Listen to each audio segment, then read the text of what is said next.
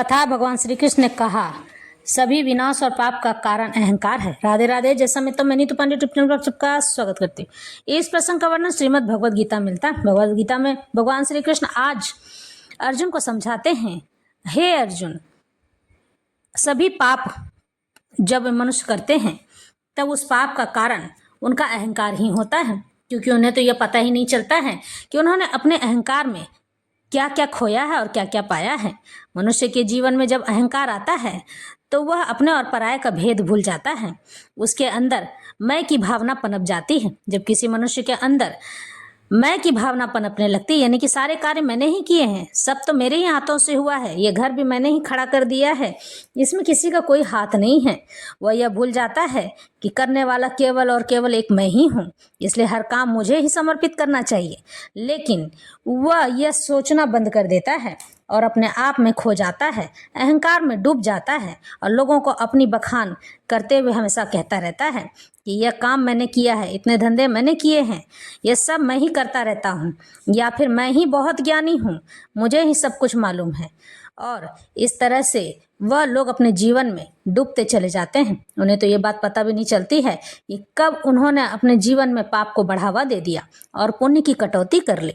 ज्यों ज्यों आप अपने जीवन में पाप को बढ़ावा देते जाते हैं, पुण्य का फल वहीं धीरे धीरे धीरे धीरे कम होता चला जाता है, क्योंकि पुण्य फल जो है आपके जीवन में सुख लेकर आता है। और जब आप उस सुख को भोगते चले जाते हैं और पाप को बढ़ाते चले जाते हैं तो मनुष्य अपने जीवन में किसी भी कार्य को करने के लिए नहीं बच जाता है, क्योंकि पाप उसका बढ़ता चला जाता है। पुण्य तो उसने सुख के रूप में भोग लिया है, लेकिन पाप उसे दुख और दर्द और तकलीफों के सिवा कुछ नहीं देने वाला है। यहीं पर आरंभ होता है अहंकार का सच। प्रकृते क्रियमाणानि गुणे कर्माणि सर्वशः अहंकार विमूढ़ात्मा कर्ताहमिति मन्यते। जीवात्मा यानी कि मनुष्य अहंकार के प्रभाव से मोहग्रस्त, मोह में बंद कर होकर अपने आप को समस्त कर्मों का कर्ता मान बैठता है, यानी कि सब कुछ मैं ही करने वाला हूँ ये सोचता है, जबकि वास्तव में वे प्रकृति के तीनों गुणों द्वारा संपन्न किए जाते हैं। दो व्यक्ति जिनमें से एक कृष्ण भक्ति है और दूसरा भौतिक चेतना वाला है, समान स्तर पर कार्य करते हुए समान पद पर प्रतीत हो सकते हैं, किंतु उनके पदों में आकाश पाताल का अंतर रहता है। भौतिक चेतना वाला व्यक्ति अहंकार के कारण अस्वस्थ रहता है कि वही सभी वस्तुओं का करता है। वह यह नहीं जानता कि शरीर की रचना प्रकृति द्वारा हुई है, जो परमेश्वर की अध्यक्षता में कार्य करती है। भौतिकतावादी व्यक्ति यह नहीं जानता है, यानी सांसारिक व्यक्ति यह नहीं जान पाता है कि अंततोगत्वा आखिर में वह कृष्ण के ही अधीन है। अहंकारवश ऐसा व्यक्ति हर कार्य को स्वतंत्र रूप से करने का श्रेय लेना चाहता है। वह सोचता है कि मुझे सब लोग वाह वाह करके पुकारें कि वाह इसी ने किया है और मुझे ही बड़ा माने। इस तरह से वह अहंकार को बढ़ाता चला जाता है। वह हर कार्य को दिखावे के लिए करता है कि लोग मुझे देखेंगे तो मेरी सराहना करेंगे, मेरी प्रशंसा करेंगे, और यही है उसके अज्ञान का लक्षण। उसे यह ज्ञात नहीं कि उसके इस स्थूल तथा सूक्ष्म शरीर की रचना प्रकृति द्वारा भगवान की अध्यक्षता में की गई है, यानी कि इन हमें बनाने वाले केवल और केवल परमात्मा है। इसके उसके सारे शारीरिक तथा मानसिक कार्य कृष्ण भक्ति में रहकर कृष्ण की सेवा में तत्पर होने चाहिए। यानी कि जो आपको बनाने वाला है, जो आपका मालिक है, मनुष्य को, किसी भी जीव को उनकी ही शरण में रहकर उनकी ही उपासना करनी चाहिए। अज्ञानी व्यक्ति यह भूल जाता है कि भगवान ऋषिकेश कहलाते हैं, अर्थात वे शरीर की इंद्रियों के स्वामी हैं। इंद्रिय तृप्ति के लिए इंद्रियों का निरंतर उपयोग करते रहने से वह अहंकार के कारण वस्तुतः मोहग्रस्त रहता है, जिससे वह कृष्ण के साथ अपने शाश्वत संबंध को भूल जाता है। तत्त्ववित्तु महाबाहो गुण कर्म विभागयो गुणा गुणेषु वर्तन्त इति मत्वा न सज्जते। हे महाभाव, भक्ति भाव में कर्म तथा सकाम कर्म के भेद को भली भांति जानते हुए जो परम सत्य को जानने वाला है, वह कभी भी अपने आप को इंद्रियों में तथा इंद्रिय तृप्ति में नहीं लगाता है। परम सत्य को जानने वाला भौतिक संगति में अपनी विषम स्थिति को जानता है। वह जानता है कि वह भगवान कृष्ण का अंश है और उसका स्थान इस भौतिक सृष्टि में नहीं होना चाहिए।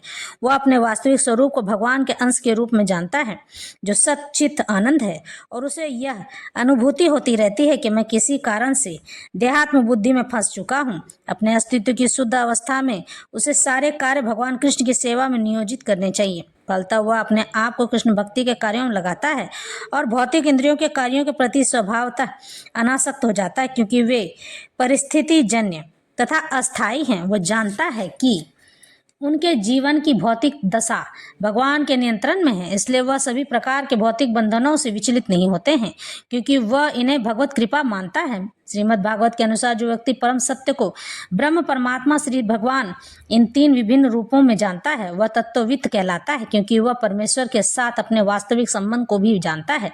प्रकृते गुण समूढ़ा सजन्ते गुण कर्मसु तान कृत्सर विदो मंदान कृत्स्रवित्र विचालियेत। माया के गुणों से मोहग्रस्त होने पर अज्ञानी पुरुष पूर्णतया भौतिक कार्यों में संलग्न रहकर उसमें आसक्त हो जाते हैं। यद्यपि उनके ये कार्य उनमें ज्ञानाभाव के कारण अधम होते हैं, किंतु ज्ञानी को चाहिए कि उन्हें विचलित न करे। अज्ञानी मनुष्य स्थूल भौतिक चेतना से और भौतिक उपाधियों से पूर्ण रहते हैं। यह शरीर प्रकृति की देन है, और जो व्यक्ति शारीरिक चेतना में अत्यधिक आसक्त होता है वह मंद अर्थात आलसी कहा जाता है।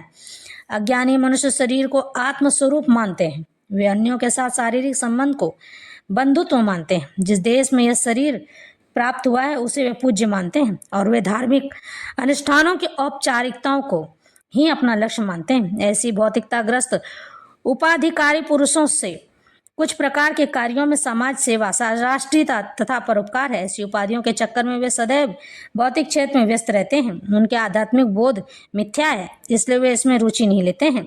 किंतु जो लोग आध्यात्मिक जीवन में जागरूक हैं उन्हें चाहिए कि इस तरह भौतिकता में मग्न व्यक्तियों को विचलित न करें।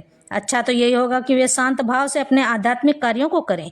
ऐसे मोहग्रस्त व्यक्ति अहिंसा जैसे जीवन के मूलभूत नैतिक सिद्धांतों तथा इसी प्रकार के परोपकार कार्यों में लगे हो सकते हैं।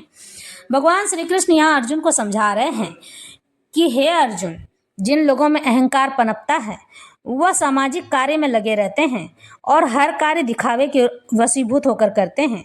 यानी कि ये सोचते हैं कि मैं इस कार्य को करूँगा तो लोग मेरी वाहवाही करेंगे, और इसी प्रकार से वह अपनी वाहवाही बटोरने के लिए सारे कार्य करता है, लोगों को दिखाने के लिए सारे कार्य करता है, लोगों में अपने आप को प्रसिद्ध करना चाहता है। लेकिन सिद्धि, प्रसिद्धि और ऐश्वर्य सब ईश्वर की कृपा से मिलते हैं, क्योंकि जो जैसा कर्म करता है उस कर्म का परिणाम उसे वैसा ही प्राप्त होता है। भगवान कहते हैं कि कर्म करना तुम्हारा कर्तव्य है, लेकिन कर्म फल देना मेरा काम है। कब, कैसे और कहाँ मिलेगा, किस प्रकार से मिलेगा, यह तो मैं तय करूँगा, मेरे अलावा कोई तय नहीं कर सकता है।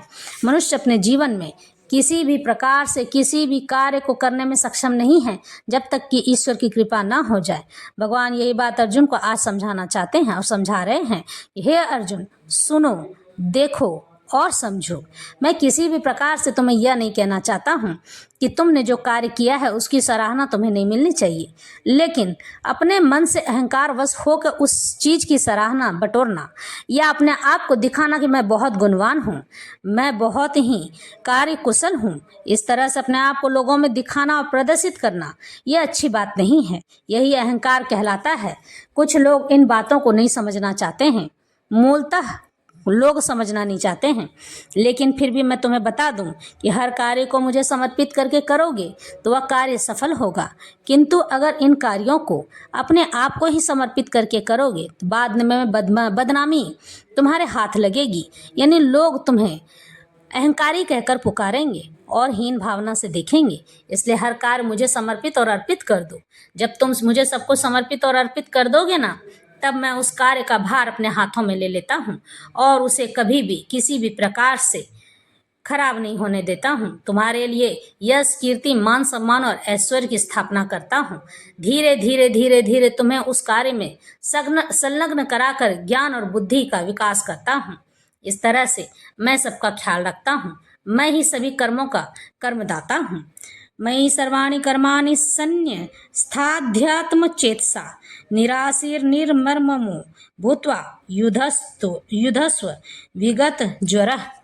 अतः हे अर्जुन, अपने सारे कार्यों को मुझ में समर्पित करके मेरे पूर्ण ज्ञान से युक्त होकर लाभ की आकांक्षा से रहित स्वामित्व के किसी दावे के बिना तथा आलस्य से रहित होकर युद्ध करो। यह श्लोक भगवद गीता के प्रयोजन को स्पष्टतया इंगित करने वाला है।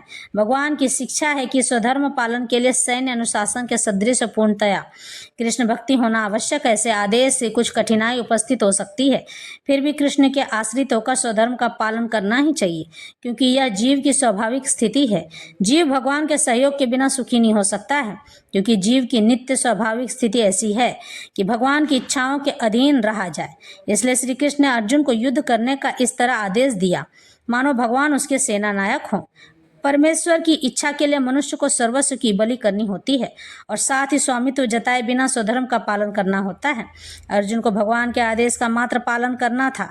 परमेश्वर समस्त आत्माओं के आत्मा है, इसलिए जो पूर्ण रूप से परमेश्वर पर आश्रित रहता है या दूसरे शब्दों में जो पूर्णतया कृष्ण भक्ति में है, वह आध्यात्म चेतस कहलाता है। निराशी का अर्थ है स्वामी के आदेश के अनुसार कार्य करना, उनके आदेश का पालन करना, लेकिन फल की आशा न करना। कोषाध्यक्ष अपने स्वामी के लिए लाखों रुपए गिन सकता है, लेकिन इसमें से एक वह अपने लिए पैसा भी नहीं चाहता है। इसी प्रकार मनुष्य को समझना चाहिए कि संसार में किसी व्यक्ति का कुछ भी नहीं है, सारी वस्तुएं परमेश्वर की हैं। मई अर्थात मुझमें का वास्तविक तात्पर्य यही है। और जब मनुष्य इस प्रकार से कृष्ण भक्ति में कार्य करता है तो वह किसी वस्तु पर अपने स्वामित्व का दावा नहीं करता है, वह भावना में रहकर निर्मम अर्थात मेरा कुछ नहीं है कहलाता है। यदि ऐसे कठोर आदेश को जो शारीरिक संबंध का तथा कथित बंधुत्व भावना से रहित है पूरा करने में कुछ झिझक हो तो उसे दूर कर देना चाहिए। इस प्रकार मनुष्य विगत ज्वर अर्थात ज्वर या आलस से रहित हो सकता है। अपने गुण तथा स्थिति के अनुसार प्रत्येक व्यक्ति को विशेष प्रकार का कार्य करना होता है और ऐसे कर्तव्यों का पालन कृष्ण भक्ति में होकर किया जा सकता है। इससे मुक्ति का मार्ग प्रशस्त हो जाएगा। इस तरह से भगवान आज अर्जुन को यह बात समझाते हैं कि किसी भी प्रकार से किसी भी तरह से मनुष्य को अहंकार में रहकर कोई भी कार्य नहीं करना चाहिए। सारे कार्य मुझे अर्पित और समर्पित कर देने से सारे कार्य शुभ शुभ फल देते हैं। ये मे मतमिदं नित्यमनुतिष्ठन्ति मानवाः श्रद्धावन्तो अनसूयन्तो मुच्यन्ते ते अपि कर्मभिः। जो व्यक्ति मेरे आदेशों के अनुसार अपना कर्तव्य करते रहते हैं और ईर्ष्या रहित होकर इस उपदेश का श्रद्धापूर्वक पालन करते हैं, वे सकाम कर्मों के बंधन से मुक्त हो जाते हैं। श्री भगवान कृष्ण का उपदेश समस्त वैदिक ज्ञान का सार है, इसलिए किसी अपवाद के बिना वह शाश्वत सत्य है। जिस प्रकार वेद शाश्वत है उसी प्रकार कृष्ण भक्ति का यह सत्य भी शाश्वत है। मनुष्य को चाहिए कि भगवान से ईर्ष्या किए बिना इस आदेश में दृढ़ विश्वास रखे। ऐसे अनेक दार्शनिक हैं जो भगवद गीता पर टीका रचते हैं किंतु कृष्ण में कोई श्रद्धा नहीं रखते हैं। वे कभी भी सकाम कर्मों के बंधन से मुक्त नहीं हो सकते हैं। लेकिन एक सामान्य पुरुष भगवान के इन आदेशों में दृढ़ विश्वास करके कर्म नियम के बंधन से मुक्त हो जाता है, भले ही वह इन आदेशों का ठीक से पालन न कर पाए। कृष्ण भक्ति के प्रारंभ में भले ही कृष्ण के आदेशों का पूर्णतया पालन न हो पाए, किंतु चूंकि मनुष्य इस नियम से रुष्ट नहीं होता है और पराजय तथा निराशा का विचार किए बिना निष्ठापूर्वक कार्य करता है, इसलिए वह विशुद्ध कृष्ण भक्ति को प्राप्त होता है। इसलिए भगवान श्री कृष्ण अर्जुन को यही बात समझाते हैं कि जो लोग मुझे अर्पित और समर्पित सारे कार्य कर देता है तो वह मेरा शुद्ध भक्त बन जाता है और मैं उसके लिए हर घड़ी हर पल चिंता करता रहता हूँ, जबकि उसे चिंता करने की आवश्यकता नहीं होती है। उसके लिए अगर कोई बुरा बोलता है तो मैं उसका ही नाश करने में लग जाता हूँ, क्योंकि मेरे भक्तों का कभी मैं विनाश होने नहीं देता हूँ। हर घड़ी हर पल उसकी रक्षा करता हूँ।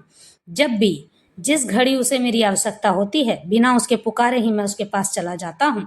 यही कृष्ण भक्ति का मूल उद्देश्य है। भगवान श्री कृष्ण आज अर्जुन को कहते हैं, अहंकार किसी का सगा नहीं होता है, अहंकार से दूर रहना चाहिए। प्रेम से बोलो।